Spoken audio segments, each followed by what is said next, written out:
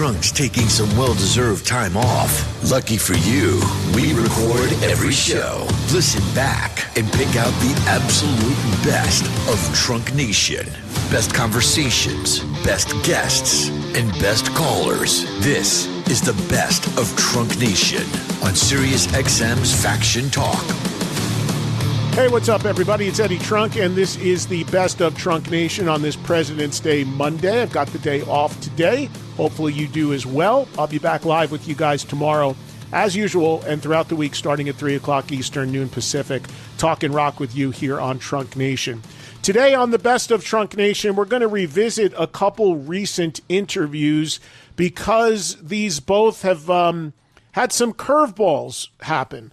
We are going to start with a recent interview with Dee Snider.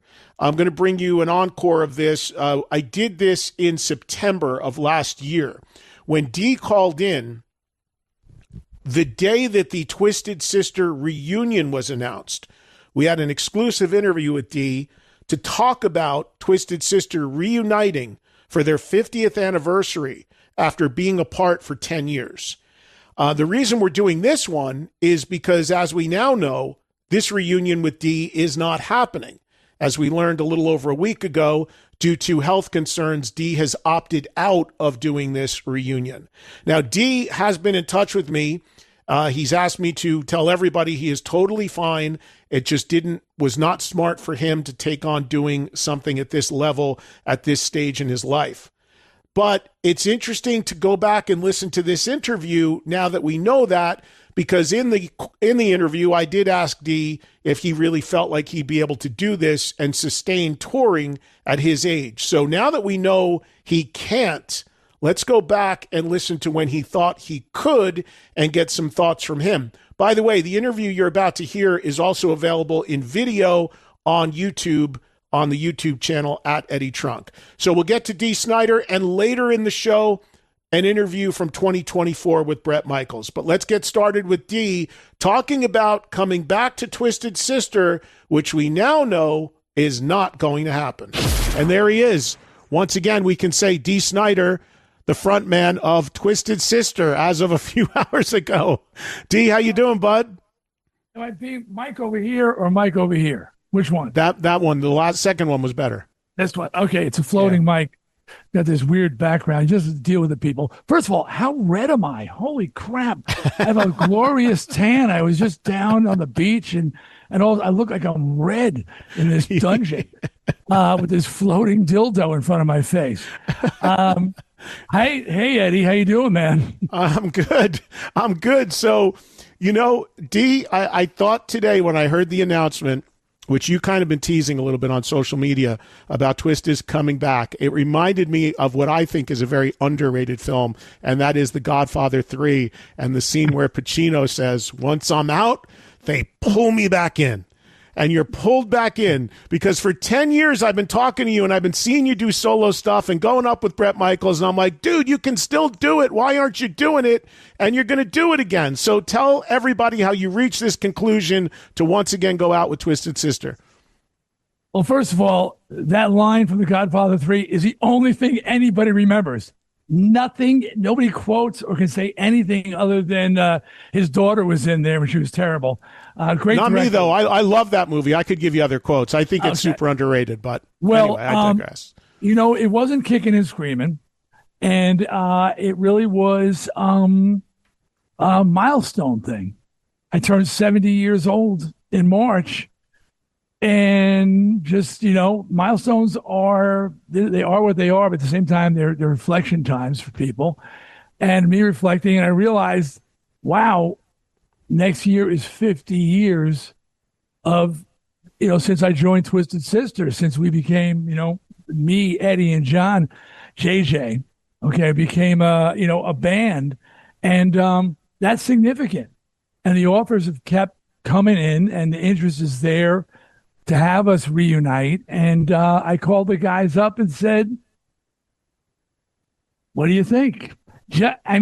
Almost as a challenge to each of us to say, one more time, can we do it one more time? And certainly we've got, people like McCartney and Jagger and Alice Cooper out there, and and Ozzy, may he rest in peace. Sammy Hagar at 77. Yeah. And say, how can you say, well, I'm 70, I'm too old. The guy said, seriously? I said, seriously. One more time. Let's do it one more time. But Eddie, I go to quote you. I've quoted you often. Dee Snider quotes me. Yes, I do. Yeah, I didn't know. We talked about my performing style. We talked about the type of entertainer I am. And you said, Dee, you really did paint yourself in a corner. You created a stage persona, a stage energy that people come to expect. Right. And anything less will be disappointing, not just to the audience, but to me as well. So, I'm in shape and stuff like that. And you've seen me with Bret Michaels out there, but that's 4 songs, dude. Right, right. It's not, 18 songs. It's not, so, but you know what? I just said, we're still here. And let's do it. Let's challenge ourselves. And we're doing it for all the right reasons. It's not about money. It's not about, none of those typical things. It's like, because we want to do it one more time. And there's interest there all over the world. So we're going for it, man. 2026. So this sounds like, if I'm hearing this right, that you actually drove this. This actually came from you more than JJ or any of the other guys. That you kind of spearheaded this a little bit. Is that correct? Yeah, and I'm not saying it like it's on. I'm the one who made this. No, I'm the one who was screaming from the top of my lungs. Never, ever. You know that you started. That was your introduction. He's been saying for a decade now. Never going to happen. We retired. That's it. This isn't. I'm trying to not reference any other bands and their phony baloney retirement tours. There's so many, but everyone. It was not. So the guys didn't even bring it up to me, and we, and Eddie, me, and JJ, we talk all the time, and we know offers are coming in, but it wasn't even a discussion because it was accepted. Dee's not going to do it again, and I stopped doing my solo stuff as well a few years back. So, so it's basically that I said, hey guys, I'm up for it if you're up for it. And I gotta say, they both had to, Jay and Eddie had to think about it, and not like, because they too were in a certain mindset, like this is behind us now. And, and then we had a group meeting on it and said, let's go for it. So the last time Twisted played, which was billed as the final show, was about 10 years ago. And if I remember correctly, it was in New Jersey, a rainy festival in New Jersey, or I don't know, where was there a show after that? That might have been the last American show. There was one show after that. It was in Monterrey, Mexico. Okay. It was in Mexico, and that was the final show. That was the end. That was 10 years ago. And that's a pretty solid retirement. I mean, this is sort of an anniversary shows. They're going to be, they haven't been announced yet, but I do know they're limited. We're not getting in the bus and going city to city. I'm sorry, people. And in town to town, that ship has sailed. This is going to be much more luxurious, flying into headlining festivals around the world and enjoying our time in these countries, including the United States, in between shows, it's not going to be the grind. Well, and that's how a lot of bands, especially at the age of the Twisted of your band, that's how a lot of them do it now. I mean, that's not unusual at all. If you have the luxury to be able to do that, fly in, fly out, I mean, that's more the norm than not. And it also makes it more special. I mean, I do believe there's this mentality. I do believe a lot of bands over tour, and I think it hurts their draw. And there is this less is more. And if you go away for a long time, look no further than what Oasis is doing or System of a Down is doing or whatever, My Chemical Romance, and you come back after a layoff, the interest is through the roof. The audience is through the roof. The guarantees are through the roof. And you just do it more sporadically. It makes it more special when you play. You guys were doing that, though, pretty much since you came back. Exactly. The running gag was, if we go away long enough, we'll be playing football stadiums, and we came when we first reunited. So we broke up in 2017. We got back together. It was, it wasn't 1997. We got back together in 2000. New York Steel. New York Steel, right? 1987. Yeah, I'm sorry, my math is way off. 87, New York Steel, 2001. So that was, quite a few years. And because we had not been around and we did not play much, our position on these bills was much higher than our record sales or our legacy really represented, to be quite honest. And I know there were bands at Rocklahoma and stuff who saw us headlining going, how come they're headlining? We sold more records. And they said, yeah, but you played a local bar down the block a month ago. Right. So exactly what you said, by less is more, by not playing, by, retiring. And it was a very serious retirement. 10 years is a good chunk to not be together. And again, at 50 years, and people go, what's your math? We learned about you in 1983, Right. Me, Eddie, and JJ, we joined forces in 1976. Valentine's Day weekend, I believe it was, 1976. And that was 50 years ago. So, and, there's other bands who keep that, when we formed thing. Iron Maiden, they formed in 1976 as well. I don't remember when their first album came out. Ed, was it 80? 80. Okay. I remember we were looking for our deal when I heard Killers, like, whoa, this band's amazing. Zebra, 50-year, they're out doing 50-year anniversary. They started in 1976 as well. So when you're in the band, those years matter, because those were the tough years. Those first, for us, Twisted especially, that first 8 years together before we broke through, that was brutal. That was, biting your nails going. I remember those meetings going, maybe we should give up. And then everybody's saying, well, what else can we do? We've dedicated our lives to this. We got out of high school and we started rocking, playing bars, and that's what we know how to do. So what else can we do? So, and we just kept going, and fortunately it paid off.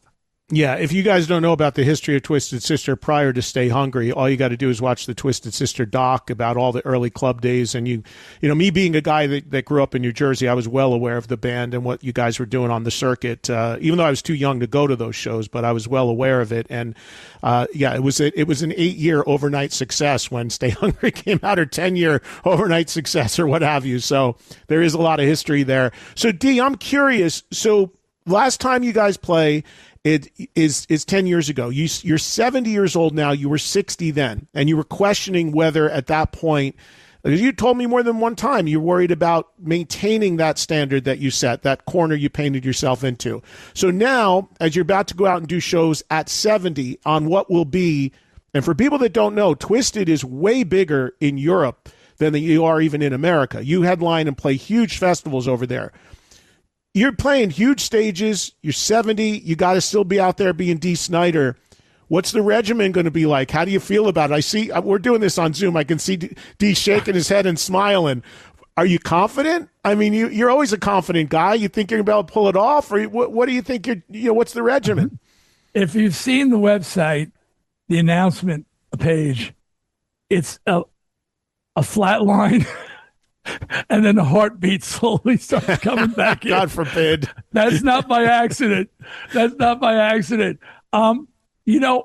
When Twisted retired, I remember shows where, we was doing our farewells around the world, and people were crying in the audience, because I'm saying, this is really it, guys. We're done. And people were crying. I go, listen, I want a pancake. Look at me. I'm ripped to shreds. I want a carb. I'm going to re-record. I want to rock. I want a carb. I said, you know what it takes to look like this? It's painful. It sucks. And I was 60 years old, and I'm like, wow, he's ungodly shape. Yeah. And I was miserable. So I'm not going to tell you, once I was done with that shirt, I probably will never come off again. I mean, I've been enjoying life. I've been out, and COVID hit, and I was always very regimented with working out, and workouts. That became, because it was tough to go to a gym. You had to get unless you had your own gym. It was tough to go to a public gym, and and all of a sudden I fell out of the pattern. So I'm being totally honest here. at 70, I said, this can't be it.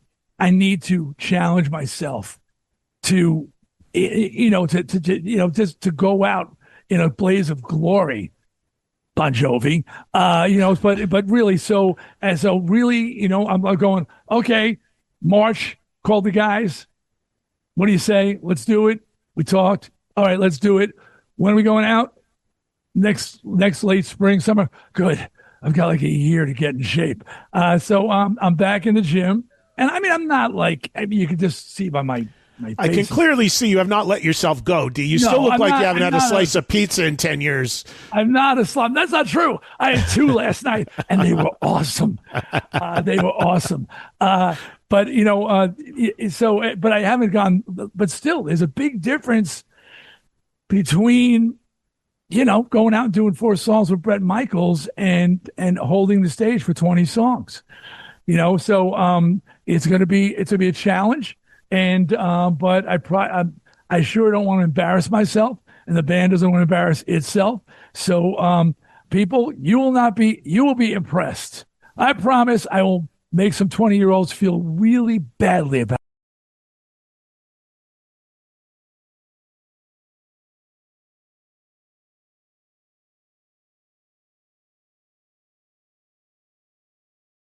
But but I haven't gone. But still, there's a big difference between going out and doing 4 songs with Bret Michaels and holding the stage for 20 songs.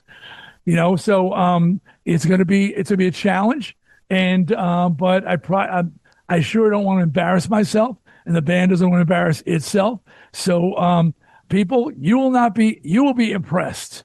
I promise I will make some 20-year-olds feel really badly about themselves. Well, and I told you last time I saw you, I think it was in Cancun when you went up with Bret at maybe less than a year ago at the Sands. And I said, you came off. I said, dude, you can still, there's people out there. Well, I'm not going to name names, but they're 10 years younger that are just, shouldn't be out there anymore, whether it's vocally, physically, what have you. But, even if it's for 4 songs, you still got it, man. I had no doubt that you could do this. I'm fully confident you will not embarrass yourself. Well, that meant the world to me. But I also don't want to be a statistic. To quote the latest Spinal Tap, if 1 or 2 of you could die on stage, you'll cement your legacy. Because I was saying to my wife, she goes, "Are you, Suzette? They want to talk about 50 years. That's another 50-year celebration next year. Suzette and I are together 50 years. I met her shortly after I joined Twisted. We've been together ever since." Wow. And she said, "Are you worried at all? I'm in good shape, but when they're called neuro associations, they're called triggers. Everything about a Twisted show is a trigger for me and sort of puts me in a mindset. Well, from the opening salvo, if it's the long way to the top, if you want to rock and roll, the audience, the lights, the beginning of what you don't know shook and hurt you, and my heart starts racing and my mind starts thinking it's 20 again, and she goes, "Are you worried that you're going to hurt yourself going out there? Because your brain is going to be thinking, I'm still in my 20s. And I said, "I don't know, but if you're going to go," speaking of Spinal Tap, that'd be a good way to go. But I always used to say to the guys, because I had such antics on stage that sometimes I fall on the floor, I'm rolling around on the floor. The guys just keep playing.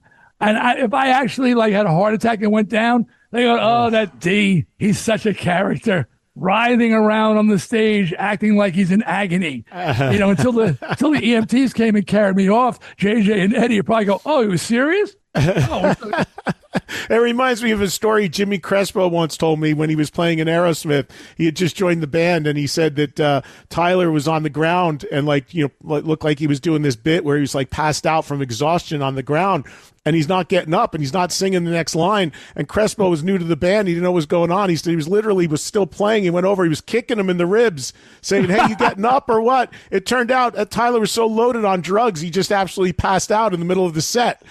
So you don't want that kind of stuff to happen without a doubt. I'm gonna be, you see what's that he's wearing around his neck? It's one of those devices. Life alerts. Your life alerts. Press the button. I've fallen and I can't get up. You can sell those at merch, D. Put a little TS on them. Let's get Danny. Danny's listening right now. Danny, get on that right now. TS Life Alert. Exactly. But you know what? This all said, it's the spirit of this thing is so positive. Eddie, me, and Jay, it's so it's like I said, we're doing it for all the right reasons. And I wasn't the easiest guy to get along with back in the 80s. I was a lot better in our reunion when we reunited, and the guys, I hope they'll attest that D left his asshole back in the 80s. But you know, it's certainly we're excited about it, and it's going to be fun. And we're coming back for the fun, not for the, you know, I mean, back in the 80s, I was just so driven by anger and hate, and I was really mad at everything and everybody, and everybody suffered for it. But now it's really more joyful than anything else. Let's talk about the lineup, because as you mentioned, it's yourself, Eddie, and JJ. Tragically, we all know that we lost AJ a number of years ago. Mike Portnoy, who I was just with a couple weeks ago, Mike and I were actually talking, and I said, you know, if there was a hypothetical Twisted Sister reunion, I said, you probably couldn't do it because he's now back in Dream Theater. And he goes, I love those guys, but I don't think it would work. But you announced on drums is Joe Franco returning to the band, who, of course, played in Twisted Sister. So tell us a little bit about the decision to bring Joe back. Well, let's just say first about Mike. He was the first choice. He was AJ's choice. And for people who don't know this story, I've told you, Eddie, but we were playing out infrequently. We would do maybe 20 shows a year, you know, I mean, and they were big money shows. So it came up and said, hey, what happens if we get these big money shows, they're headline shows, and what if someone can't make it? You know, do we cancel a show like that? So it was decided that everybody would hand pick their replacement. And everybody had a person that was selected to stand in for them. I couldn't find anybody to take the job for me. There's no way that happens. Stop right there. There's no Twisted Sister show without Dee Snider. I don't care who you find. I begged Sebastian Bach. I said, dude, you can do it. Well, he goes, I don't care if I can do it. That's a thankless job. I am not standing in for you. You know, the only person who said yes, my son Jesse. Jesse said, I'll do it. And Baz, you're right, though, on Baz. Baz might be Baz might be the guy. Like I said to Sebastian, you know, Motley Crue is about to start here in Vegas at the end of the week. And I was like, you know, we don't know what's going on with Vince, but if something happened, to me, Baz is the only guy could step in there. And with you, and of course, you're such an influence on him, I could see him, you know, as a one-off, as a fill-in. But yeah, there's no Twisted Sister without Dee Snider. Let's keep that straight. But to that point, AJ chose Mike Portnoy. And, you know, and Mike said, yeah, he would do it. And, you know, he would stand in. And this was just, okay, Mike Portnoy. And like 6 months later, he dies, you know? And so it seemed like he had picked his replacement. You know, Joe Franco, who we've known forever and had played with Twisted and was a friend of the band, was a logical person to go to. He was the last drummer in Twisted Sister, but AJ had selected to be his replacement, Mike Portnoy. So Mike was the guy. And class act, I will say this to everybody, I say it all the time, he studied AJ's drums live, only played what AJ played, didn't hit one beat different, nothing. Refused to play a drum solo. He says, I will not play a drum solo. So we had one of the final AJ performances we had filmed, and we would lower a screen when that point came, and AJ would play the drum solo each night. And that wasn't a dry eye in the house for that one. But anyway, so much respect for Mike, and he was our logical choice. But Mike, exactly, he's with Dream Theater.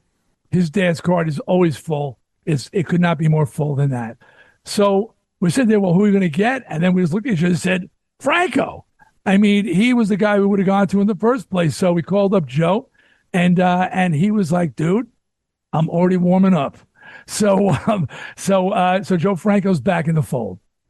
And the one guy not mentioned in the press release and not talked about here is your bass player, Mark Mendoza. You have a different bass player that's been announced. I don't have his name right in front of me. You can fill me in on that. But what's the story with Mendoza? I can only simply say irreconcilable differences, and leave it at that. I can't get into the weeds, and I can't go down that path, and I won't. But irreconcilable differences, and people change, and however it is, I'm not saying he changed, maybe we changed, whatever it is. So in deciding who to use on bass, my bass player on the last two Dee Snider albums, For the Love of Metal and Leave a Scar, was Russ Pizzuto, and he was Mark Mendoza's bass tech, and a great bass player. And it's funny thing is, I didn't even, when I was putting together the band for the Love of Metal, Charlie and Nikki, they auditioned people, and Russ just showed up for the audition and got the audition. And I walked in and I thought he was there to tech. I go, "Hey, what are you doing here, man?" And he goes, I'm your bass player." I'm like, "What?" He goes, "Yeah, man, I got the gig." So, he did an amazing job on those two albums. He was a great guy to tour with. The band all knew him from years of working with Twisted. And again, he seemed like a likely choice. As a matter of fact, one time he was Mark's choice to fill in for him. And one gig, it was in Belgium at Grasspop. And Mark couldn't make it, and Russ stepped in and played with Twisted. So he actually has performed with Twisted once before. I know you said you can't say too much on Mendoza, so I'm not going to press you on it, but is there a scenario you think where he could pop up at a show, or that the irreconcilable could be reconciled at some point, or do you think that's not going to happen? I can't imagine it right now. I can't imagine it right now. Yeah, I mean, I plead the fifth. I can't go beyond that, but things have happened that I don't see being reconciled. Hence the term irreconcilable differences. Let me ask you about the word. By the way, Eddie, I hope that word doesn't pop up in a voiceover. Irreconcilable, because I can't seem to say it. Let me ask you about the performance. When you guys go out and do this, you're going full on Twisted Sister. You're going makeup, costume, the whole thing, or stripped down. What's the performance going to be like as far as the image? A middle ground. Suzette, who did all the makeup and costumes, and the Bone logo that you're seeing still used today, which she was never paid for, by the way. She said, "I want you guys to do more than I've seen you do in the final days of Twisted." In the final days of Twisted, a lot of the guys were really down to just, black jeans and a black leather vest. And not me. I always like to throw a little pizzazz, but so she's working on costumes for the tour, for the shows. She would like to see us, and by the way, again, people, it's Suzette who kept pushing me to try more and more crazy. Oh, can we curse, by the way? I've been cursing. Yeah, you can. Yeah, you can. A crazy shit. Oh, with the makeup. So I'm dating her. I'm dating this hot chick. And she's going, "Hey, why don't you try a little lipstick?" I'm like, "I'm not putting lipstick on." She goes, No, like gloss. Just some gloss. I'm like, "All right, I'll put some gloss on, So I put gloss on. And she had this little tray. It had about 8 or 10 different colors, and started with clear gloss. It ended with screaming red. And as each one wore out, I moved over to the beige, and then I moved over to the tan, then I moved over to the pink. And by the end, I had red lips, and it was red lips for like years, decades of red lips. And the same with nail polish. She goes, "You should wear nail polish." I'm like, "I'm not wearing nail polish." She goes, "That's gay." We said that in the 70s. Right? Then she goes, No, black. Black's cool. Well, black turned to blue, turned to purple, turned to pink. And then I had pink fingernails for years. And so I keep, got the hot chick just steering me down the path of righteousness, going, you should do something with your eyebrows. I'm not doing anything with my eyebrows. And next thing you know, I got these huge eyebrows. You should put some color on your lids. So anyway, Suzette is like, I think you guys should. She's not saying we should go back to what we wore in the 80s, but she said, I think that, you should pay homage, maybe age appropriate, some lipstick on the teeth, like your old aunt, so, but I said, all right, well, here I go again, right? Oh, well, all right, we'll talk about it. So we're talking about it. So I'm not sure where that's going to go, but I know we're definitely, it's definitely going to be more of a middle ground from the end of the Twisted the first time around. So we talked about we talked about the visual, we talked about the physical, and let's talk about the vocal aspect of it, because I've never seen you not be able to nail the stuff vocally. But as you just said, the last 10 years, you've been doing things here or there. You've been getting up, doing 3-4 songs with Brett or whatever. Vocally, you feel confident you're not going to have a problem singing the catalog and doing a 90-minute set or whatever you have to do? No. You don't. Promoters, take note. Right now? At this point right now? Nope.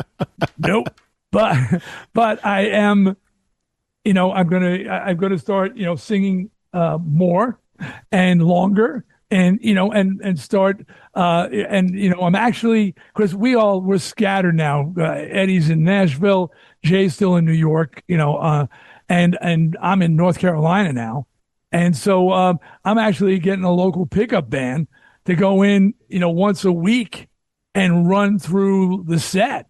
So every week for a while, so I can get that back, because it's been too long, and that is like anything. But you know what? Whether it's an athlete or a performer or a vocalist, you got to get into fighting weight. And fighting weight is that place you are when you're in season in football, or you're actually having a championship bout, or you've got to get there. And right now it's off season. It's been off season for a while. So, I'm definitely, like I said, I'm not about to embarrass myself. I can't. And then, I can't, I can't disappoint people. I can't disappoint myself. So I'll be ready. Probably too early to talk about the set list and what you're going to play, and that might be contingent on how much time you have, whatever the setting is. Ooh, I got a goodie on this one. But I got a good answer for you. Yeah, you got some stuff you're going to put in that you haven't done. Maybe you're going to do some stuff from Love Is for Suckers because Joe's in the band, or what are you thinking? There will be. We will honor that record and Joe. I did something, it just popped in my head. Ask AI. So I worked with ChatGPT, asking it what were the most downloaded, biggest selling, most streamed Twisted Sister songs all over the world. And there was the expected, but there were some surprises in there.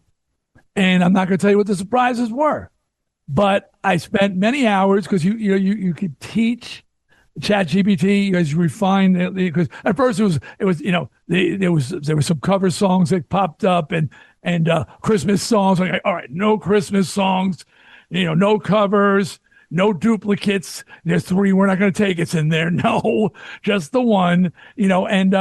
So I actually put the set list together using AI to figure out what people are listening to around the world. What Twisted songs are their favorites?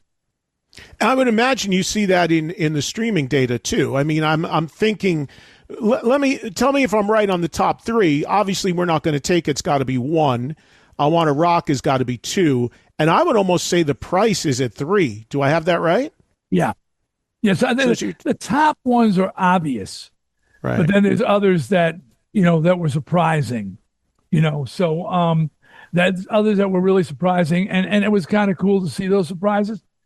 So, and I think the audience will be pleased. And again, I mean, AI is, and this is using it, not it using me. And I was having this discussion on social media recently. I said, someone said, well, it helps me create my songs. I said, well, if your songs and it's helping you get them down, that's fine. But if you're just saying, hey, AI, write me a song, like, we're not going to take it, and then you're sitting back and going, this is my song, that's not creative on any level. But here, I know that AI is accessing so much data with the streaming and the downloading and the sales over the years and chart positions and all those things that really incorporate all that. The interesting one, Eddie, was Spotify. Now, I hate Spotify because that piece of shit who owns it pays nothing. And his response to, artists complaining that they don't get any money, he says, write more music. All right. Like the answer, first of all, it's bottles of Coke. You want to sell more Coke? Produce more bottles of Coke. No, it's not like that. It's not a spigot. You don't just turn it on. Although I have said that about myself. But be that as it may, it's a different thing. But Spotify has the weird, I don't know what their algorithm is, but they go deep. I'll give them credit on that. They're paying me shit on some songs that nobody ever hears. So on that front, I had to actually remove Spotify from the mix because they were skewing the whole thing. And as Eddie, people like yourself, my brother Mark out there would have said, wait a minute, those are our favorite songs, the ones, the deep cuts. But I was trying to find something dealing with the audience we're dealing that people were actually listening to. I don't like when bands are so self-indulgent that they don't read the room. And I'm not going to name names on that one either, but there was an Iron Maiden tour. Some people may remember. Did I name names? But that's kind of famous, that one where they did, right. Was it the entire new album? I think it was A Matter of Life and Death. They played their entire new album. But they refused to play anything but. Was it the Rhyme of the Ancient Mariner? Or was it one of those? No, but there was one tour where they did the entire full album and then a couple songs at the end, and yeah, that was a big controversy. And the audience was upset, and Bruce and Bruce and I are friends. We spoke to him recently, but Bruce, was upset with the audience, and I get that. But I've always been one of those guys is read the room, give the people what they want. Don't tell. Don't. I mean, other people say, hey, we're the artists. They don't know what they want. I think they do. And it said in the press release, likely before you do the big shows, there will be a couple Bent Brother shows. And for people that don't know, Bent Brother are warm-up dates where you don't do the big costumes and all that, but you come out and play in a club or what have you. So that's something that'll, I would imagine, help you kind of get your mojo going again before you go do a big show. You planning to do that? The guys feel really strongly about that. We played so many club shows. And I swear my hair still smells like cigarettes and stale beer. Okay. It says I can't get it out. And I dread going, people, don't you love the intimacy? No, look at the size of my head. It was designed for arenas. It was designed, my head, you don't need a Jumbotron with this head. Okay. I am designed for an arena. I played so many bars. There was a time when I was a kid where I was so happy to be in a bar, but no, if I never see another one. But the guys feel strongly that it's important just to have that shakeout, and we got the idea actually from Blue Oyster Cult. Right. Soft white underbelly. Right. Yeah. That's right. When they were warming up for a tour, people, and they would go out, play a local place, my father's place usually, as a soft white underbelly. And those in the know knew soft white underbelly, it's the Cult, Blue Oyster Cult, and you went down to see the show because it was Blue Oyster Cult. So, our promotion on Bent Brothers shows when we first did them was Twisted Sister never misses a Bent Brothers show. It's our favorite tribute band. They're the best. No one plays Twisted Sister better than Bent Brothers. And just so people listening who across the country understand, when he says my father's place, they didn't play Dee's father's place. That was the name of a rock club in Long Island. Another club that has that problem is the club Detroit in Port Chester, New York. Oh, I never heard of that one. Yeah, well, there was a club called Detroit, and right there, they released, in releasing, we're the Tupac Shakur of heavy metal. We've got so many things being released, and they just released Live at Detroit. album, which was recorded on a local radio station, 1977, I think, or 78, WLIR on Long Island, Yeah. broadcast live. But people see it and they go, "Oh, I heard that concert in Detroit." No, it was Detroit, New York, Portchester, New York, as the club was called, Detroit. So I know on Twisted there's no dates that are announced yet, but obviously there's some that are booked and can't be announced, and it's going to be a mix of stuff in America, Europe, other parts of the world. I imagine a lot of festivals. I mean, is that really what we're looking at for the most part? Yes, we are. And I know a lot of dates. I think the reason they're not being announced is, I think, because I'm not as hands-on as I once was, is I think that the venues themselves, The event's not allowing announced. them to announce. Right, Yeah. right. The event itself isn't announced. But there's a whole bunch of dates, as I said, and and they're big festivals, and some of the usual suspects. I can say, I will not. You could say, if you say names of them, Eddie, I won't deny or confirm, but you can around the world. You expect to see us at a lot of the usual venues, festivals. Right. One last thing before I let you go, Dee, unrelated to Twisted, but talking about makeup and nail polish and all of that. Today is the 50th anniversary of the release of Kiss Alive, which is crazy. Give me a few minutes on that, the impact that had on you when you heard it, because you were already on the scene kind of, but trying to get things sorted out as a kid, and I'm sure figuring out where you were going to go with your own career. But I know you've often talked about the impact that record had on you and so many. I was already a Kiss fan, and Kiss Alive came out, and you got to remember, this is a time where there's no video, there's no MTV, there was no in concert, 1975. So what you had was people talking about what they saw. Right. You had to go to a show to see the event that was Kiss, and people would. And at that point I had not seen the band live, but people would talk about it, and you would just, the imagination. And by the way, I don't think you could imagine it was as crazy as it was, but that Alive album. The pictures on it were so great.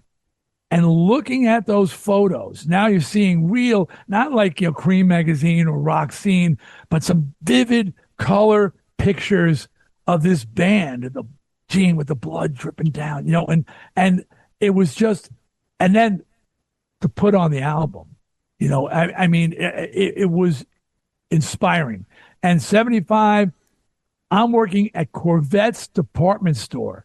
I am at the lowest point I had been in a club band, crashed and burned, had to move home with my parents because, I had no money. And I was working on the loading dock at a department store. And that album came out, and I was sitting there, man. Again, how much do we miss album covers? Something substantial to hold in your hands. And younger people listening, well, you've seen LPs, that was an event in itself to peel that cellophane off, and if it was a gatefold sleeve, open that thing off and read every detail that was written in there, every bit of information you could just glean from the jacket in itself. And Kiss Alive was that. I mean, it was that kind of album.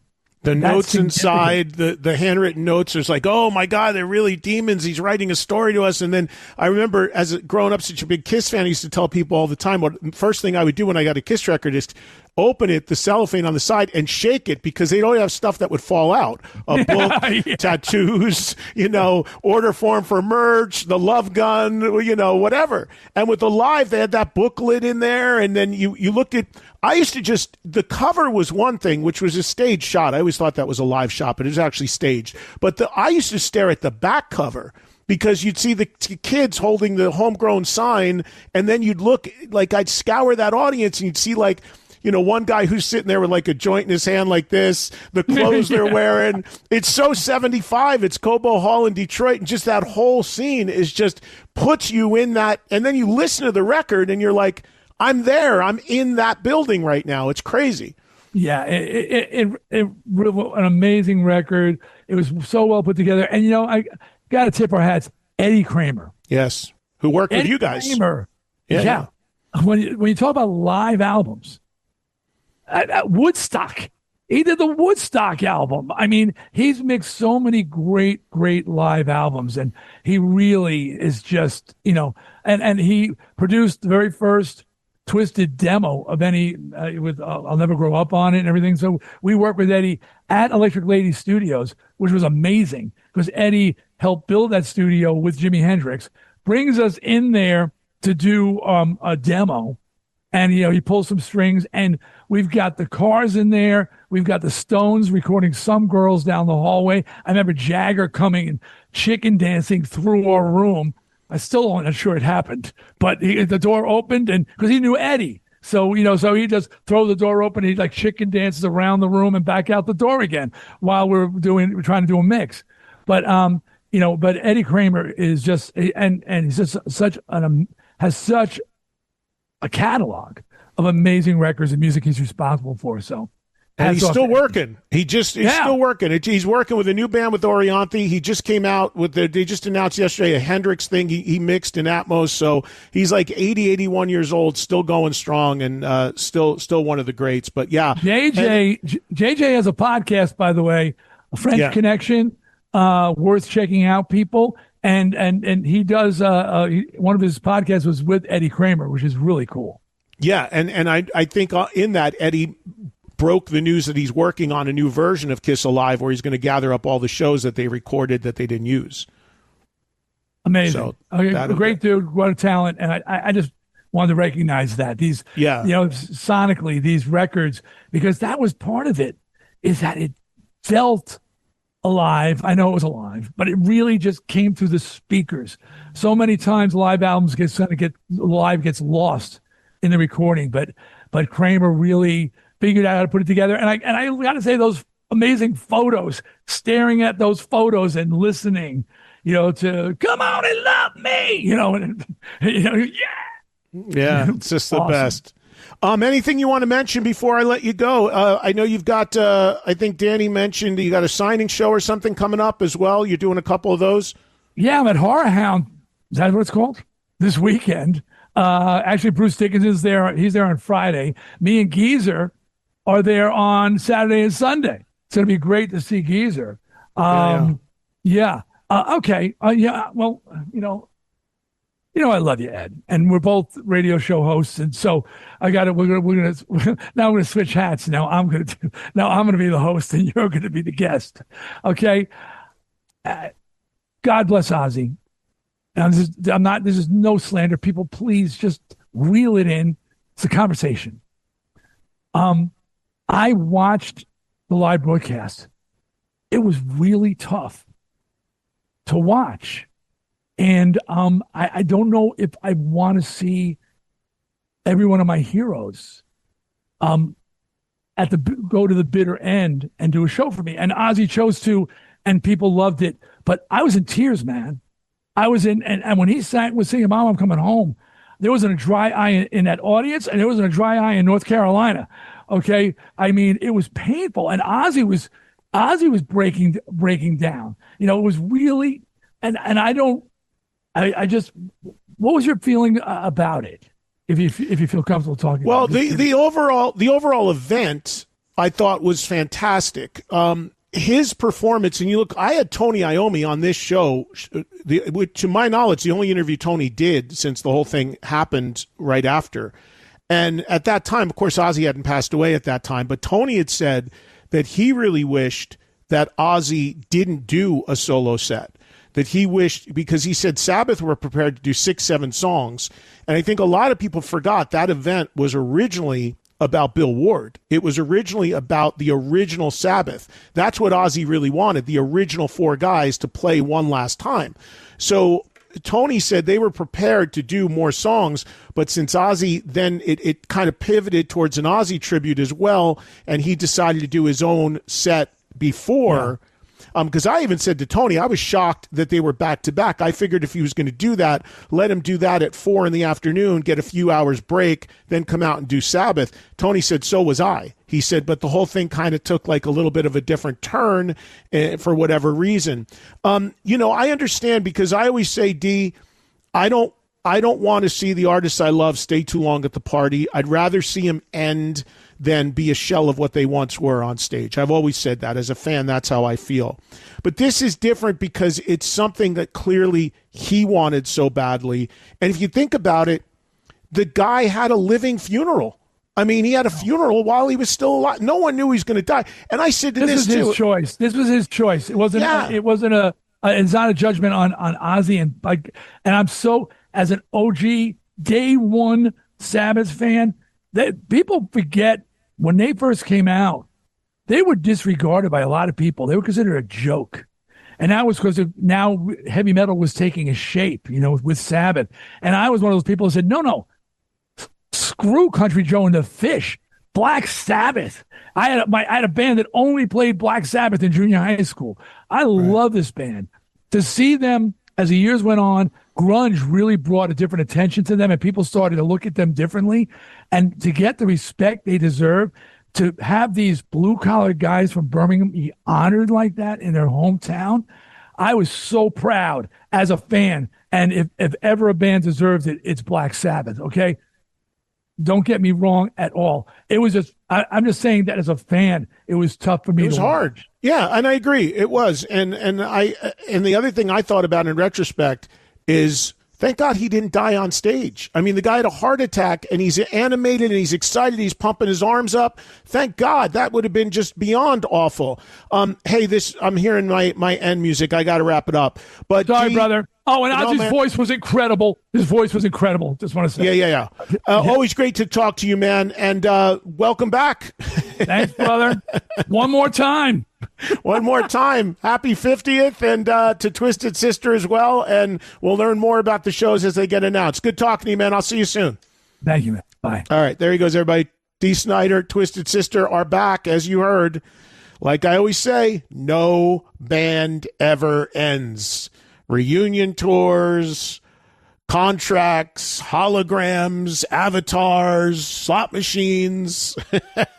How much more proof do you need? But I know that guy, and he will step it up to make sure the performance is good.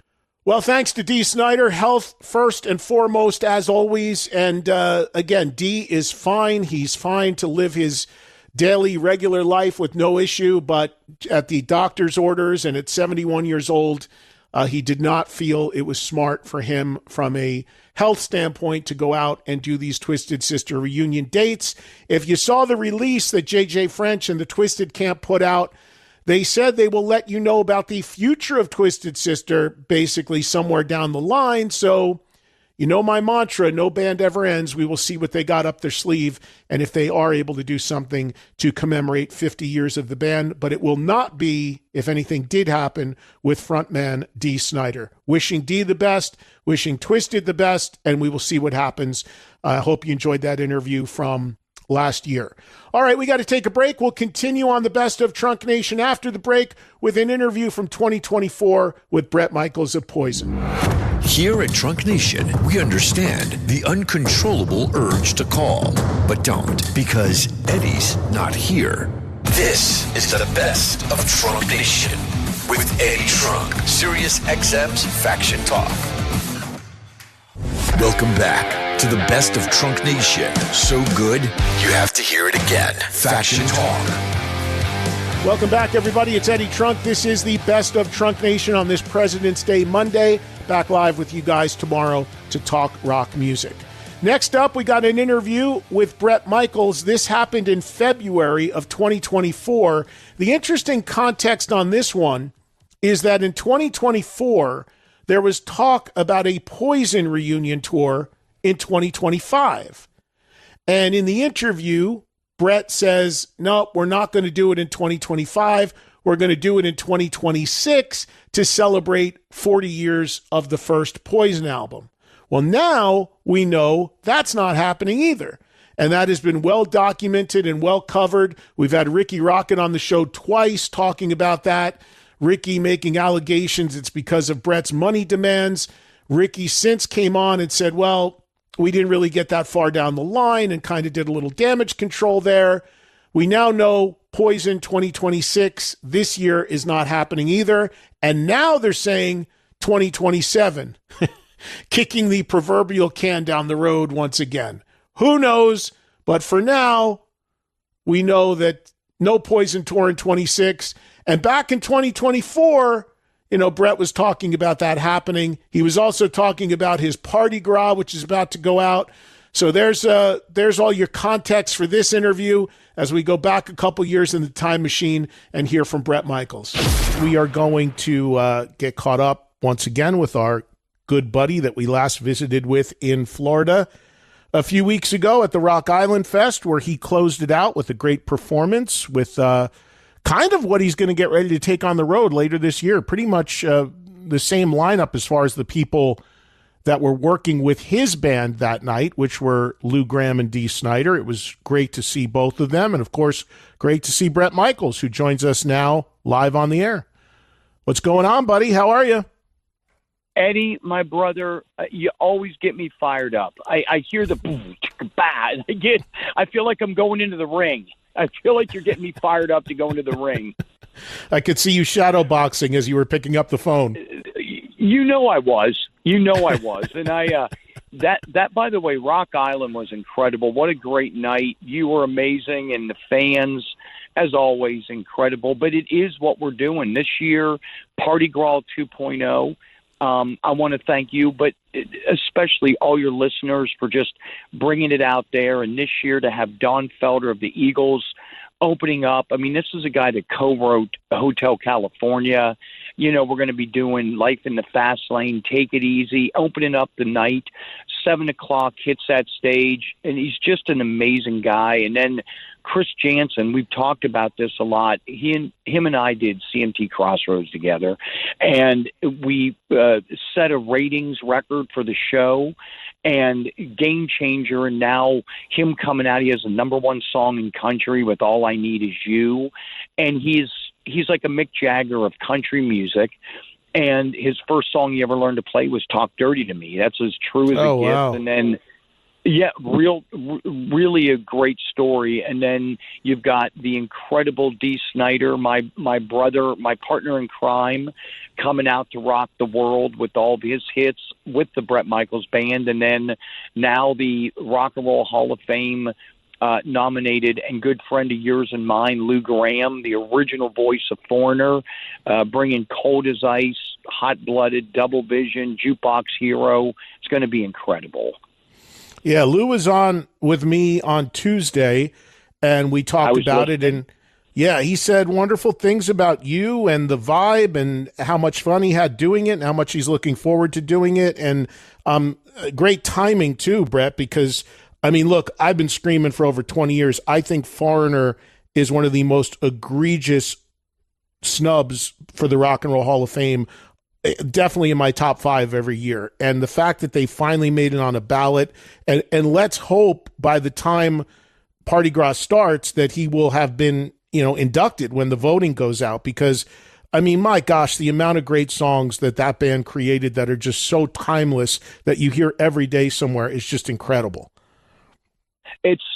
I can give you a list. So I'm going to say this. That night we were all talking at Rock Island backstage, everyone hanging out, and to watch bands, I'm saying this, Bowling for Soup, Lit, saying how big of an influence his voice and music had on their music, and then to flip around and have Poison and Dee, all of us saying, and he had, when you hear Lou open his pipes up and sing, the voice, the songs, whether it's, again, Cold as Ice, Hot Blooded, Jukebox Hero, Feels Like the First Time, Double Vision, the list goes on, and they, without a doubt, need to be inducted. I'm going to wave, I'm waving the flag. I'm raising the Foreigner flag. Yeah, no doubt. You know what? Our good buddy and of course your musical director Pete Evick. You know what he was telling me when you guys were getting ready to play in Florida a few weeks ago? And I was talking to him.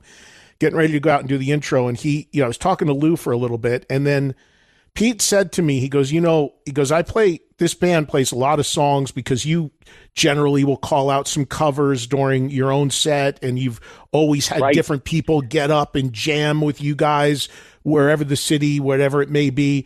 And Pete was telling me, he goes, it's funny, he said, because this music, Foreigner music, and these songs that Lou does, where it on the surface wouldn't seem like they were that challenging to play, he said, are actually some of the more challenging, tougher stuff for that band to actually play. And you don't really think of that with Foreigner because they're just a straight up rock band. But the songs, there is a talent to doing that, and your band does it very well.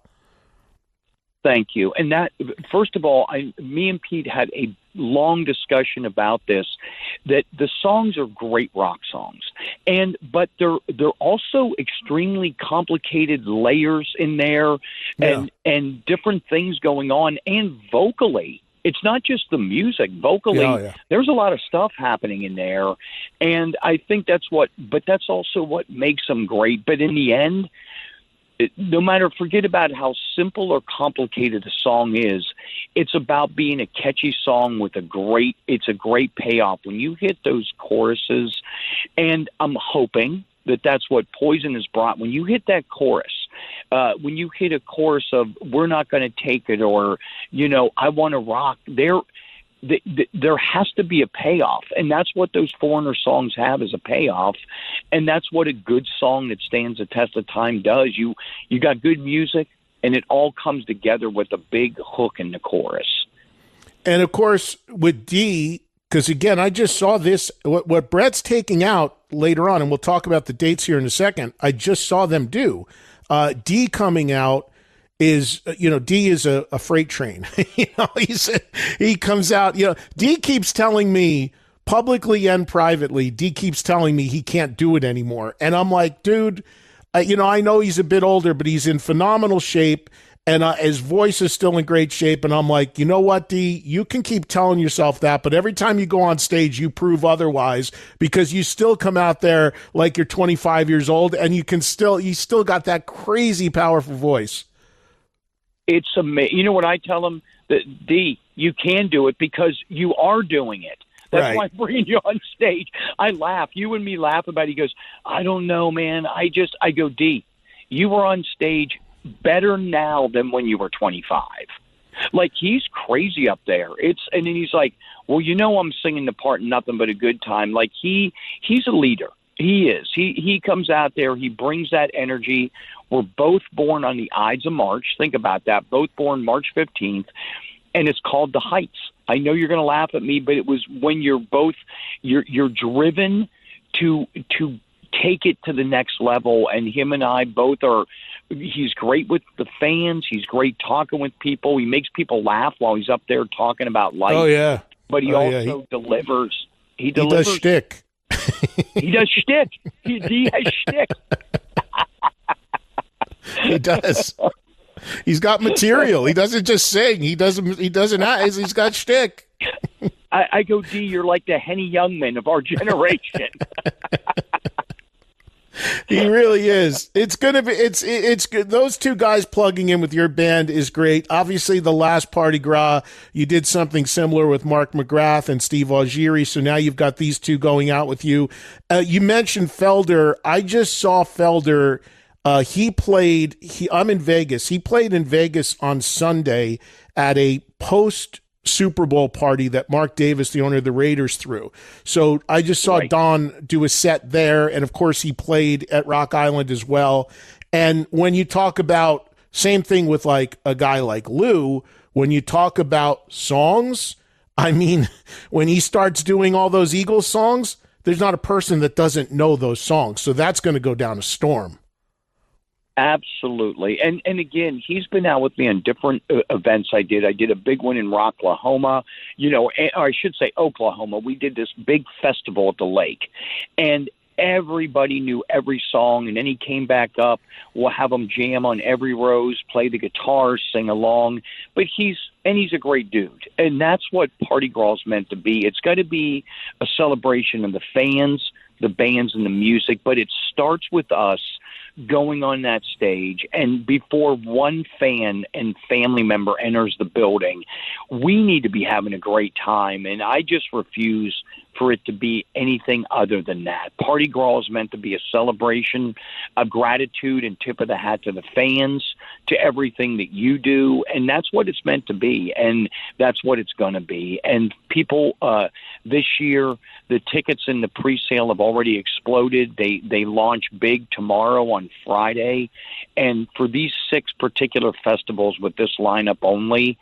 And then you got Chris Jansen coming back up on stage and dropping it big on Talk Dirty to Me, on Mama Don't Dance. Me and him are doing a dueling harmonica solo battle. It's going to be great. You know, I want, before we talk about a few other things, that's the one artist that, you know, my audience is such a rock audience that they may not know. And I'll be honest with you, I don't know much about country, so I don't know him all that well either. Now, you mentioned you did something with him on CMT, but educate me and listeners who maybe don't know Chris Jansen what his story is. Is he a country guy that also borders into rock a little bit? 1,000,000%. So here, Chris and I have been friends a long time. And in my music, I mix in his big hit songs like Buy Me a Boat, Fix a Drink. His stage persona is known as the Mick Jagger, Bret Michaels of country. So he has this, his first song he ever learned to play was Talk Dirty to Me. And so he's one of those guys that borders, you know, into the rock and country element, but he is a Mick Jagger on stage. I mean, this guy's all over the stage, bringing great songs, and I think the fans, your fans and listeners, are going to love him. It crosses over that rock and country element, and it kind of is that in-between of what Don Felder brings with the Eagles and Lou Gramm brings. It's just, and Dee and myself, it's just good music. What now? The dates for this, which have been announced, we covered them the other day on the show, but everybody can see all of Bret's dates at BretMichaels.com. But looking at the dates that are basically that are this configuration with the artists we just talked about, you got July 12th, Noblesville, Indiana, 13th, Burgettstown, PA. Which is that close to home for you? Is that close to your home area? Yeah, that's Pittsburgh, and it's out at Star Lake, and that's always slam packed. And again, we even get down. Let me throw this as you're doing the dates. It's not just an audio and visual experience, and everyone dressed up like crazy pirates, right? It's got the Mardi Gras feel to the Party Gras, but I also make it smell good. Like even down in when we were down in Rock Island, I put the old coconut rum and lime, my drink. We throw a little of that in the hazers. People are like, one of the comments we got, they're like, I don't know what it is, but I feel like it's like a summer day at the beach or on the island somewhere. And I'm not lying to you. I never thought to do it. I just poured it in the hazers, and it actually smells like coconut rum. It's good. For people that don't know what he means with hazers, that's like the light smoke that goes onto a stage. It helps enhance the lighting and everything. Has anyone ever put scent in their hazers? I'm not sure they ever did. I just did it because I was drinking a little bit. I'm like, I want it to smell good on that stage. I threw a little in there. I'm positive that it brought out a good aroma. So it's a little aromatherapy going on with the rock and roll, and it makes you just go, all right, I feel right, I smell right, it's a good time.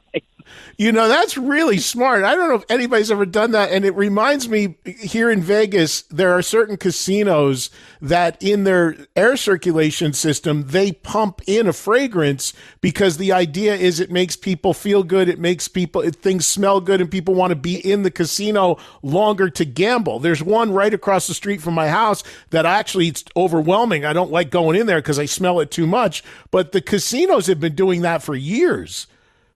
I'm just taking it. I'm going to use the word borrowing that idea, taking it up a notch because I use the real coconut rum. They're like, I don't think you should. I already did it. They go, are you supposed to? And I just poured a little in there.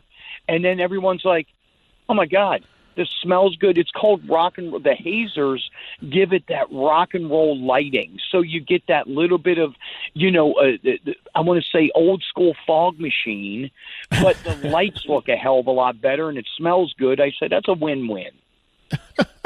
So if you're thinking you're smelling Hawaiian Tropic or something when you go to Party Gras, you actually probably are.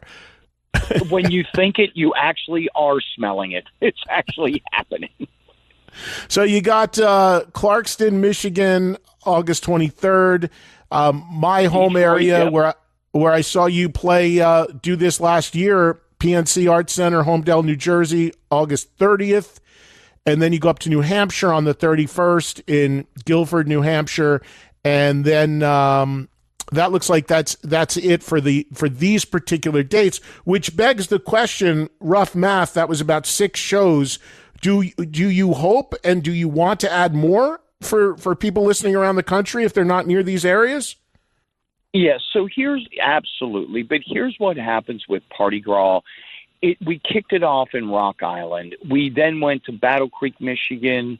We're in Durant, Oklahoma. We went up to Mohegan Sun, sold out at the arena to kick off the Super Bowl weekend, but it's in different variations of artists, right?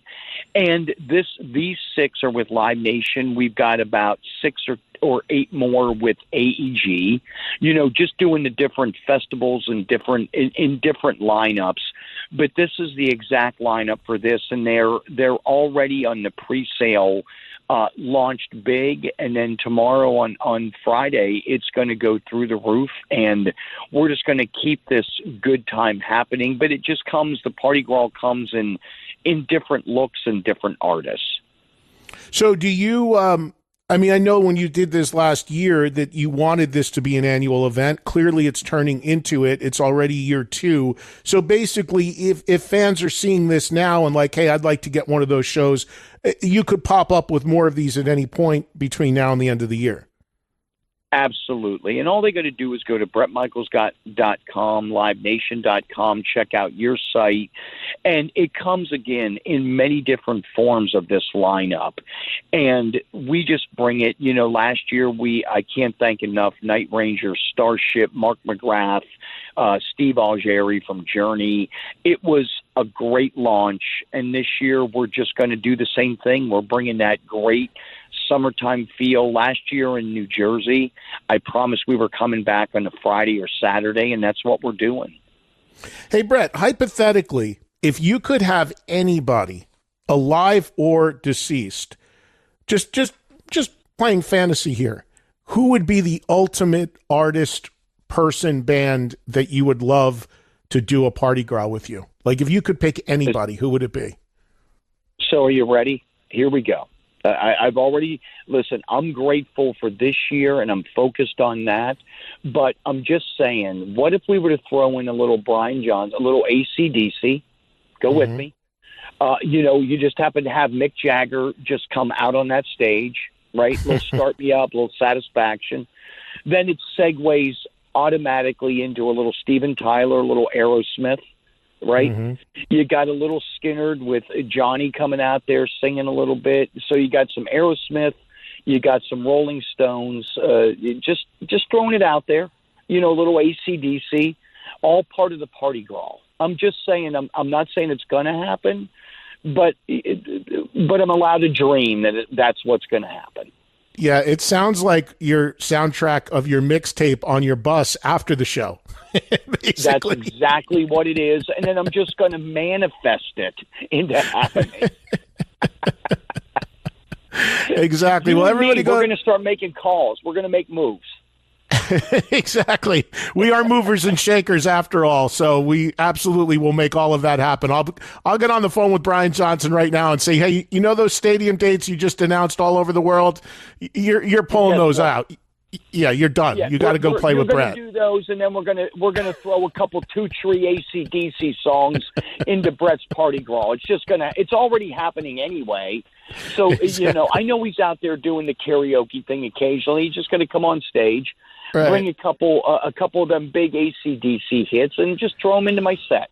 Right. Bring the cannons, do For Those About to Rock, the whole 9 yards. Exactly. Just saying. Hey, you were we asked you before, and you were cool enough that there's a few people on hold that are listening, fans that would love to say hello to you, and you said you were okay with taking a couple calls. So if you have a minute, you cool with doing that? Absolutely, man. Let's do it. All right. So if you want to say a quick hello to Brett, ask him a question. 844-686-5863 is the number. Brian in Minnesota, go ahead, Brian. Hey, Brett, it's awesome to be able to speak to you after all these years. First thing, I just wanted to say, the wife and I saw you guys on the stadium tour a couple of years ago, and I want to thank you for being a huge inspiration to your fellow diabetics, because when we saw you up there on the big screen, we both noticed that you were wearing the little arm sensor on your arm when you were performing, and we looked at each other and said, hey, he's wearing the same sensor that I'm wearing. So that was very good. And thank you, like I said, for being an inspiration to diabetics everywhere, that we can get out and do things. Absolutely. First of all, I just want to thank you for your kind words. And you know what's crazy? I was looking up. I'm not making this up. First of all, that to be out on the stadium tour with Leppard and Motley and Joan and Classless Act, but as us diabetics, we got to stick together, because I've had it since I've been 6 years old. I still do the 5 injections a day with the Humalog and the Lantus for the long acting and the fast acting to cover the meals. But for us to be up there and be able to rock, and as a rocker, we go out there, and I chose at 6 years old when I was diagnosed that I wanted to go out there and rock the world. I didn't want to be a victim. I wanted to be victorious.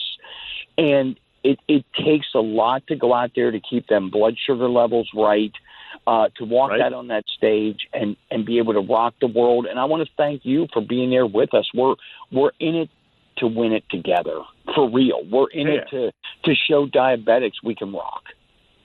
Oh, absolutely, Brett. Yeah, I'm a walker too, so that's great to hear you're doing the same type of stuff, and seeing you be so successful at it inspires me.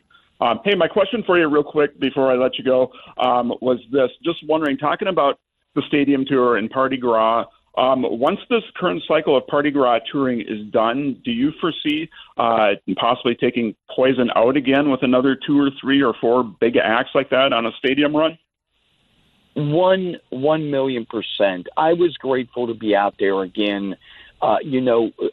Like I said, with Motley and Leppard, and to be out there with Joan, I 1,000% see that. I mean, again, I wouldn't be doing any of this without being out there with Cece and Bobby and Ricky, but with the Bret Michaels band and that feeling I get having Pete Epic out there with me and Dean the Machine and Norman and Mary and Rob and all of us, we all carry that same feeling.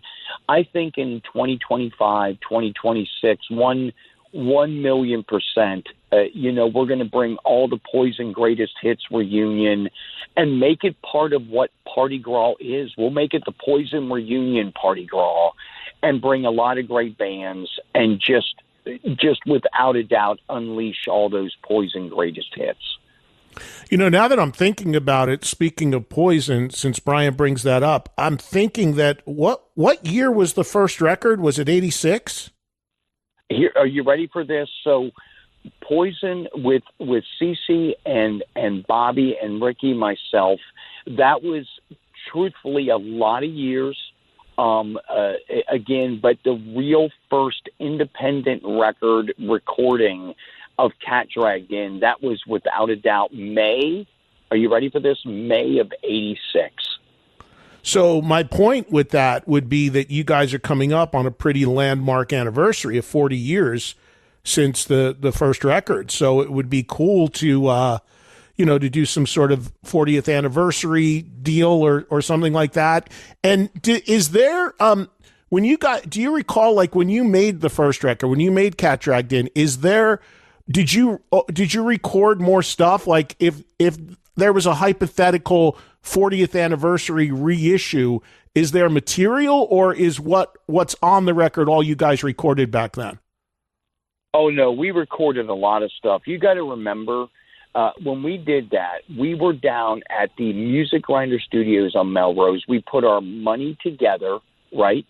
And it was an independent record. You got to remember, Right. our first record was independent. We just happened to go out there. We did a lot of great music, and that's what we're going to bring back. I mean, not only, again, just the hits, but we've got a lot of material, and that energy is still the same with Cece and Ricky and Bobby, myself. We're bringing back in the next couple years. We want to say reunion, but that energy on the stadium tour, we're bringing everything we've got. We're going to bring a party and play all those hits. And then, remember doing songs like Back to the Rockin' Horse, Look But You Can't Touch mixed in there with Talk Dirty to Me, I Won't Forget You, Cry Tough. There's just mixed in with the Talk Dirty to Me's and Unskinny Bops, Nothing But a Good Time. It's the same feel that I have with the Bret Michaels Band. It's no different for me with Poison and bringing all those greatest hits. And to go out there and be able to do that, we'll just make it a Poison party girl.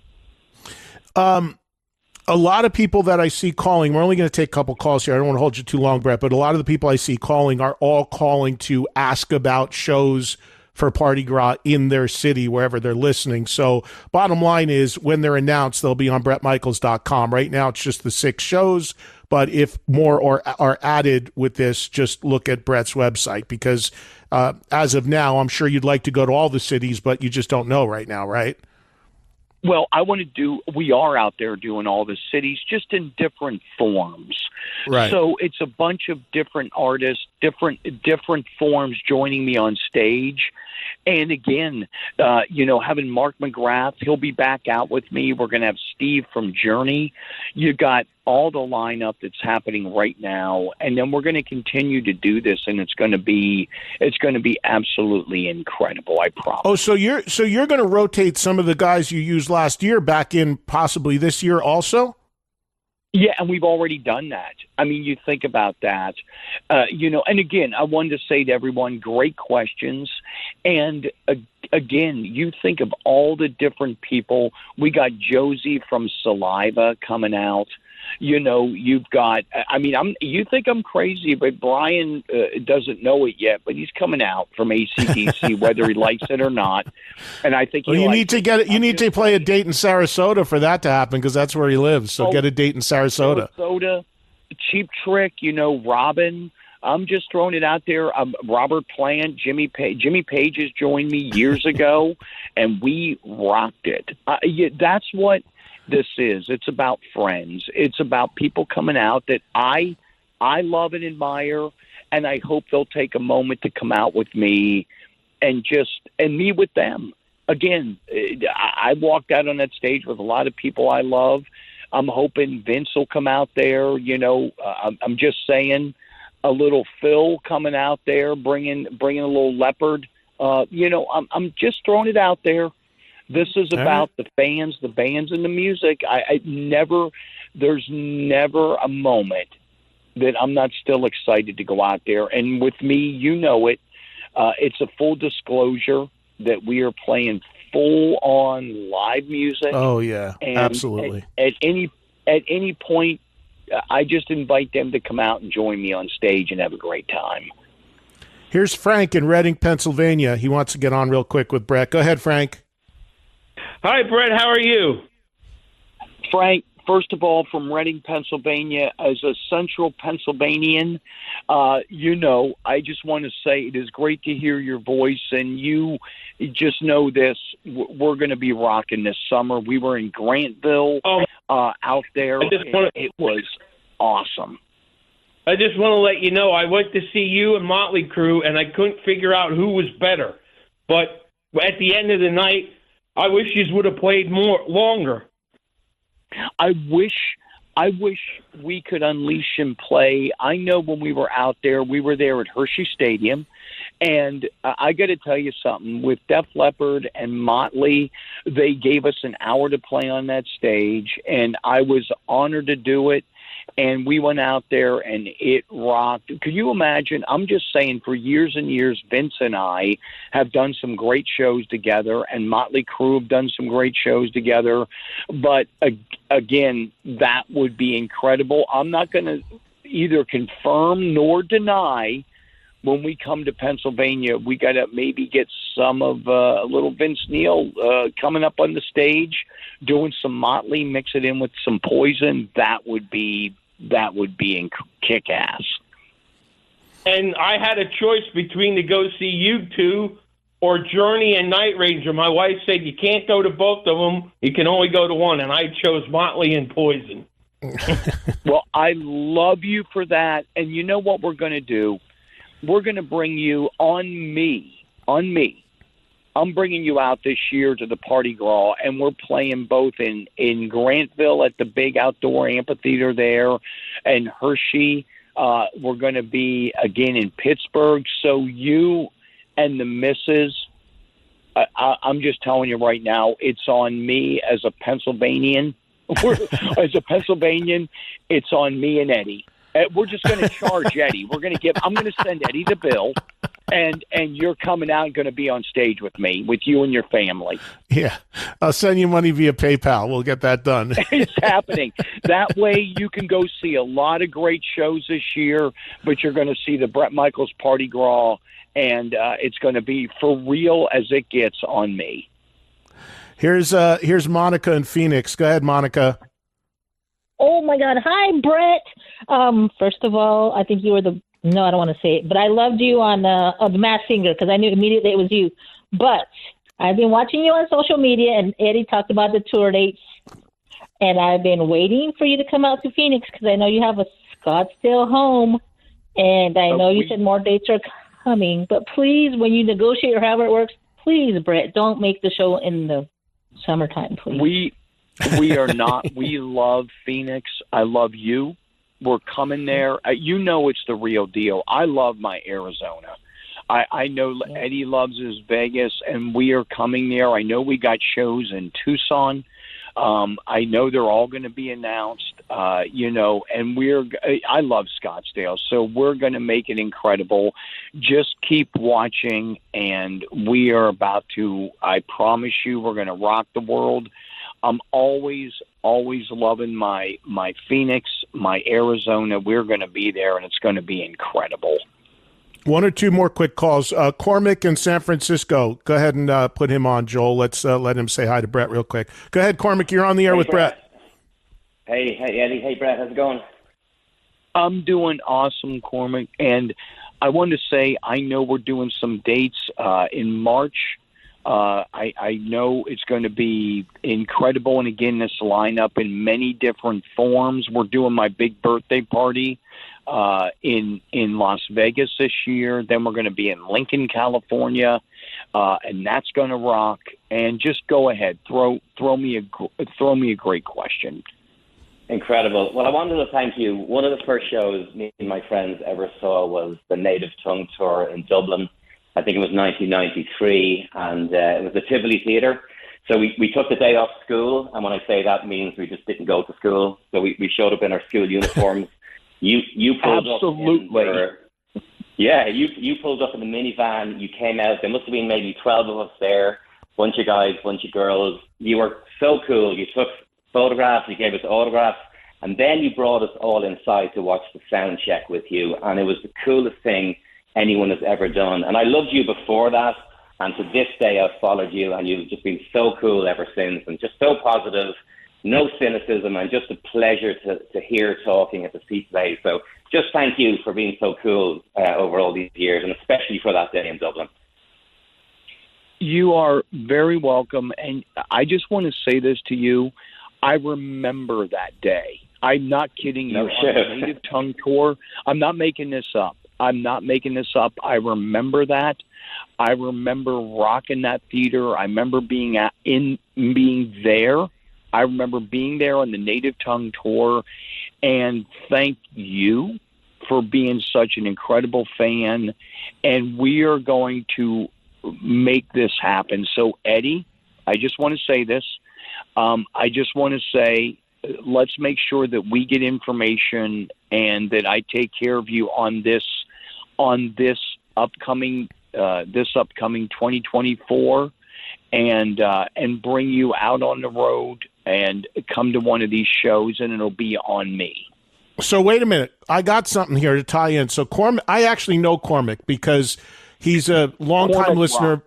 Cormac is a longtime listener, but Cormac, every year I see him because he goes to an event that I'm a host at called the Sands in Cancun. And I just saw that you, Bret Michaels, have been added to that lineup in November. So, Cormac, are you going to the Sands again this year? I'm definitely going, yeah, absolutely. And we got a reunion. Cormac, me, Brilliant. Bret, in Cancun. It's a date in November. That's happening. And in November and anytime this summer with us on this call, and you just let me know, and you're not only going to come to the show, but we're going to bring you on stage with me and Eddie and some of your friends and family. I don't know I'm going to be there. What do you mean with me and Eddie? I don't know. Where am I going on tour with you? I got to work. Eddie, please. You're up there drinking and rocking. You know, I am being as real as it gets. You will be on stage with us. We're going to get you up there on the microphone. We're going to, if we can manage to get Eddie at any point up on that stage, rocking and singing with us as usual on the Bret Michaels Party Gras. But Cormac, wait, I got a job. Bret, hold on. I got the perfect job for Cormac if he wants to go on the road with you. He can be the guy that puts the coconut scent in the mist. It's done. Sign me up. It's happening. It's going to happen. Cormac, get ready. Made my year. We're going to make it happen. There you go. Cormac, I just got you a gig. I got to run, man. Thank you, buddy. I'll see you soon. It's just too funny. You got it. Hey, last one, and then we'll let you wrap up. I'll wrap up with you. Let you go. Dave in Detroit. Go ahead and Joel, put Dave on for a minute. Final call for Bret. Go ahead, Dave. Eddie, I'm going to tell you right now, Bret is not giving you any lines or runarounds here. I was at the Detroit show last year with my girlfriend. I'm not going to say, I don't want to say too much here, but he took a few too many hugs, I think, from her. But I also say, he told me I was the rock star. I said, I don't believe that. But we did the meet and greet. We did the on-stage event. It was the most electric night of my life. I can't thank you enough. The tour was amazing last year. And I just got to know, are you doing it again this year? Pine Knob. Yes. 1,000,000%. 1,000,000%. The answer is yes. I believe it is Friday. Yes. August 23rd. Pine Knob, and you're going to be on that stage with me. Do you remember we were coming over to the side of the stage? We were singing with everybody, rocking with everybody, and we kicked it off there last year. Go with me on this. Absolutely. And it was supposed to be Friday. Then Kid Rock was coming to town. We spoke. He's like, Bret, I can only get in there on Friday, so we moved it to a Thursday and turned a Thursday night last year into a mega party, but this year it is a Friday night, Pine Knob. Mm-hmm. August, if I'm not crazy, I just want to double check this, Friday, August 23rd, and it was amazing. Awesome last year, and we're just going to take that up a notch, and you're going to be up there singing with me on that stage. It was so incredible last year just to look out and see the just all the people living it, loving it, feeling the music. And you host the Major Bash every year, my friend. It's truly amazing. Well, that's about as good of a testimony as we can get. Thank you, Dave, for the call. Appreciate that. And Dave touches on something that is, I know, and you touched on it too, Bret. It's something that you do want to do with this. You want that from the scent to the vibe to the music played before or after the bands. You want this to have that sort of feel, and it's clearly working because you're hearing it from fans right there. Absolutely. And again, Eddie, I've told you this a million times, sincerely, even us hanging out and talking right after Rock Island to kick off with the Party Grawl this year. And just, I'm one of those guys, and I want to make sure you understand how grateful I am, the great comments, the fans having the time of their life. I put Party Grawl together as a fan. Last year, I spoke to Jack Blades. I called him on the phone. I said, do you want to come out and do this? He's like, hell yeah. Same thing this year. I called up Dee Snider. I called up Lou Graham, called up Chris Jansen, called up my buddy Don Felder, and said, can we just go out? No egos, no attitudes. Last year in Pine Knob, I came out on the side of the stage. I was supposed to go take a little break, let Steve sing. I went and got my guitar and started playing along to all the Journey songs. Dave, everybody was over there jamming with me. The fans lit it up. We honored with zero politics, zero. One big family we honored. As a son of a veteran, we honored all of our men and women on that stage, our veterans and their families. And it's meant to be what rock and roll is, a community, a party, and nothing but a damn good time. Yep, definitely. You definitely know how to bring that, my friend. Well, listen, it was great talking to you, and it was great remembering talking to you, because when I saw you in Florida a few weeks ago at the end of the event, I don't remember everything that we talked about, and you know why. I do know why. Let's just say this: we were having nothing. Oh, you can say it. I'll say. I don't care about saying it. You can say a couple very delicious edible moments may have been chunks of our life missing, but I remember having a great time. Let me tell the audience real quickly, because this is just ridiculous. So a few weeks ago, there's this great event, Rock Island. Brett headlined one of the days. I host that every year. And Brett was on. People listening, Brett was on with me the day before he played it, just a few weeks ago. So same deal. Brett's played it. You've played it 2 of the 3 years it's happened. And there's this little trailer backstage right by the ramp.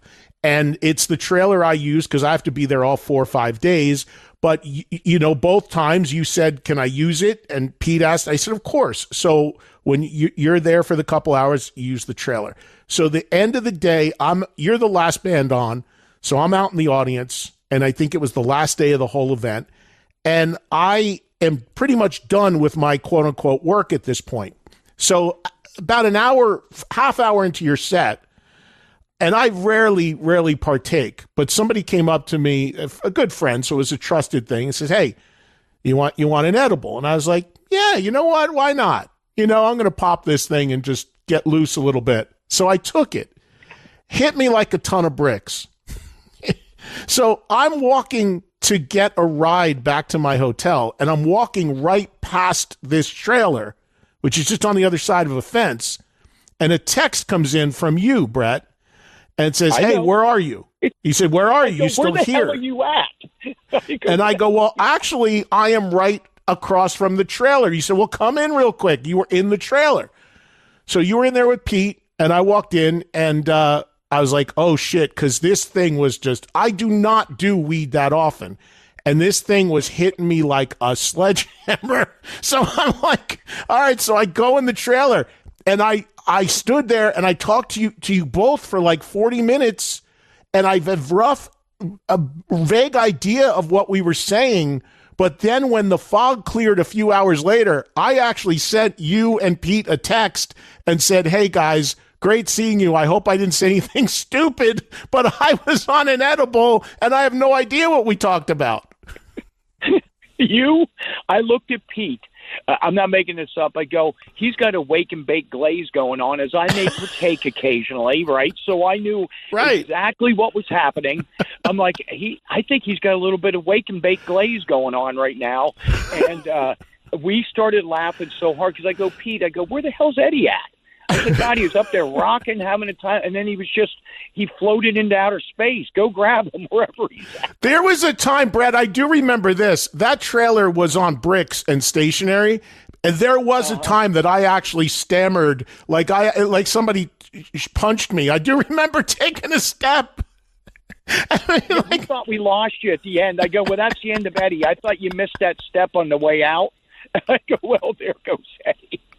And I felt so weird because after I literally had to text Pete and Brett the next day, and just because I'm thinking it was bothering me because I'm like, wait a minute, I hope I didn't say something stupid or whatever. And Brett, I remember what you responded on the text you just wrote. No, you just seemed very relaxed. I go, no, not at all. LOL. You seem very relaxed. I go, Pete, I think he's got a good glaze going on right now. He's having a good time. So when you hit me up, in the middle of talking, and then you just drifted on me. I go, he drifted out right in the middle of it. So when you hit me up to do this the other day, you said, let's talk about Party Gras and edibles. So we just did. It was unreal. Get your Party Gras tickets and your edibles in states where it's legal and go have a party with Brett and the band, and you won't regret it. BrettMichaels.com for more information. Always good to talk to you, my friend. Be healthy, be well, and beyond the dates we talked about, Brett has a bunch of other shows as well. So, again, you'll find them all listed on his website. And I'm glad you're on that gig in Cancun in November. That's a lot of fun and great environment. So I look forward to seeing you at the Sands as well later in the year. But I'll see you well before that. And keep us posted on what's happening. Always, man. Thank you. And I need to end with this. Just thank you for being awesome. And I want to say our family, the listeners on here, for just being, regardless of the genres you like and what it may be, I just say thanks for everyone being on this awesome journey. It's a great music community and the world needs it right now. So much love to you and the family. And I will talk to you soon, my friend. All right, man. You too. I'll talk to you soon. Take care. There's Brett Michaels, everybody. Great spending some time with him as always. Always fun to visit with him. And we even got to work in some phone calls in there as well, which was nice. So we got a few people chiming in, which is always cool. And when I can do that via the phone. So, not sometimes everybody's like, hey, I got 15 minutes, I got to run or whatever. So they want to get their plugs in and go. But that's not Brett. He would have hung out with us for whatever. That guy knows how to work it, man. He works hard and he knows how to work it, and good on him, because he you don't see many people who have been doing this as long as he's been doing it. It's 40 years coming up for Poison, which, who knows if they do something commemorative for 40 years. But the reason why that came into my mind was when he was talking about maybe 25, 26 for Poison. 2026 would put them at the 40th year anniversary of Look What the Cat Dragged In. So you would think, whether it's being discussed or not, that if there's going to be Poison again, that would be a great way to market that. Because all these tours, a lot of them have names, themes, whatever. 40 years of Poison, play Cat Drag. I mean, I'd love to. Look What the Cat Dragged In is probably my favorite Poison record. I'd love to hear him play that start to finish. I doubt they would, because there's only a couple hits on it, but still, I would love to see that record top to bottom. Maybe a special edition, like, Brett said, maybe there was some stuff they recorded, didn't make the record. But it would be cool to commemorate 40 years, whether they played the record in its entirety or not in 26, if they did something like that. But, I think, as we know, it's going to really hinge on Brett and what he wants to do. And if he's still doing Party Gras 2026 and, doing this configuration, who knows? So we'll see. But thanks to Brett Michaels. Appreciate him checking in. And thanks to those who called in. A lot of the calls, I'll just say this real quick, and then we'll get to your phone calls to finish up on anything you want in rock. But a lot of the calls that were coming in, I did not take because I could see on the screen they were all the same thing. When are you coming to fill in the state? When are you coming to this city, this city, this city? And I see that a lot when I take calls or offer to take calls for an artist. And again, I've talked about this many, many times. The artists do not control where they play.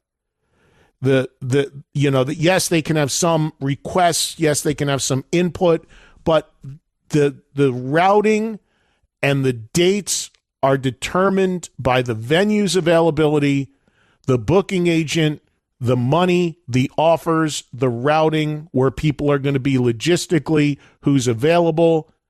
So again, to say, hey, are you coming to Detroit? Are you coming to San Antonio? Are you coming to Miami? If it's not announced, they don't know. And there are many more dates beyond these 6 Party Gras dates that he's doing, like he said, in various configurations. So maybe it's not this thing he just talked about, but his band might still be coming there. So just check the website. Well, I love all the Poison guys, as you guys know. They're all friends. They're all welcome to come on the show. And always good to visit with Brett. As we talk about all the time, there is a quote-unquote dynamic there. But they seem to have smoothed things out from this latest allegation that Brett wanted all this extra money, and now we know they're taking another deep breath and hoping they can all get on the same page in 2027. And we are at the 40th anniversary of Look What the Cat Dragged In, and unfortunately no tour in support of that from Poison. However, Ricky Rocket is going to go out with Rocket Mafia and play that album in its entirety, so there's that. Hope you enjoyed that interview with Brett from a couple years ago and the one earlier with Dee Snider. Interesting context now listening to both of them in light of what's going on. Thank you guys for listening to Trunk Nation on this President's Day Monday. It was a best of show today. I'll be back live tomorrow, as usual, getting started at 3 o'clock Eastern, noon Pacific, covering the world of rock, taking your calls, and a whole lot more. Have a good rest of your holiday Monday, everybody.